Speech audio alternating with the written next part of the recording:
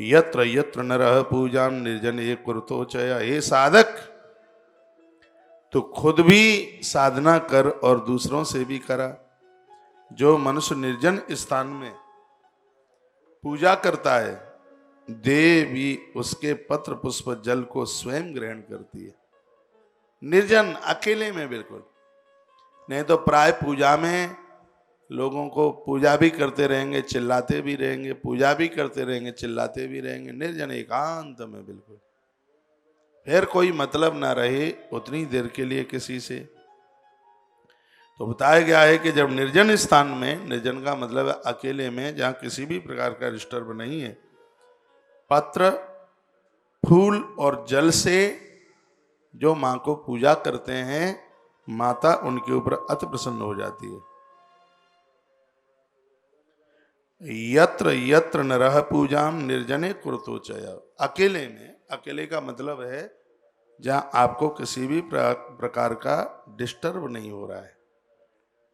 जपंशोपांशु सर्वेशाम उत्तमा परकीर्तितः। सबसे उत्तम जप है जिसको उपांशु जप कहते हैं। उपांशु जप में तो मन ही मन जप चलता है, बाहर आवाज नहीं आती, बगल वाले को पता ही नहीं लगता कि तुम जप क्या रहे हो। बहुत लोग तो होठ हिलाते हैं, और ग्रंथ में वर्णन किया है, लोग देखें तो सही हम जप कर,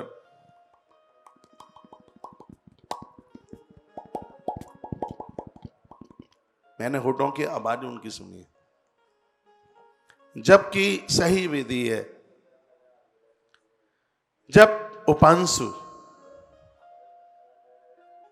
होठ भी आवाज ना निकाल पाए, आप क्या जप कर रहे हैं। महामाई इससे बहुत प्रसन्न हो जाती है। और देखो एक कितनी सुंदर बात कही है, असुचिर्ण महामायाम पूजिए तो कदाचना। माता ध्यान दें, अशुद्ध अवस्था में मां की पूजा आराधना जप बिल्कुल ना करें, नहीं तो बहुत बड़ा अपराध हो जाएगा। मान लिया जाए अनुष्ठान के बीच में, नवरात्रा के बीच में कोई कहीं ऐसी दिक्कत आ गई, तत्काल छोड़ दे। पूजा छोड़ने पर भी, जप छोड़ने पर भी उसको संपूर्ण पूजा का पूरा ही फल मिलता है, कहीं कोई कटौती नहीं होती। तो असुचिर्ण महामायाम पूजये तो कदाचना, यानी अशुद्धि काल में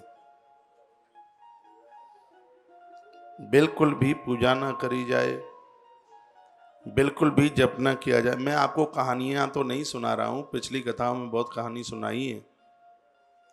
इस कथा में एक नित्य नैमित्तिक पूजा भगवान की, जिसमें त्रुटि न हो, गलती न हो, उस तरीके से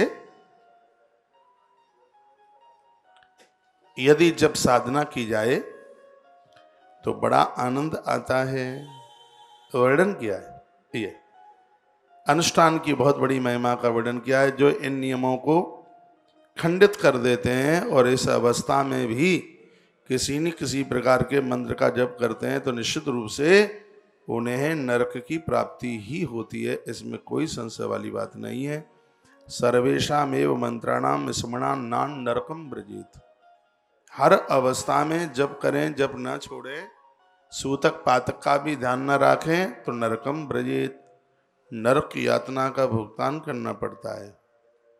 इसलिए इन बातों को जरूर ध्यान में रखें। कर्म कुर्या नरो नित्यम सूतके मृतके तथा। सूतक पातक में तत्काल जप को छोड़ देना चाहिए।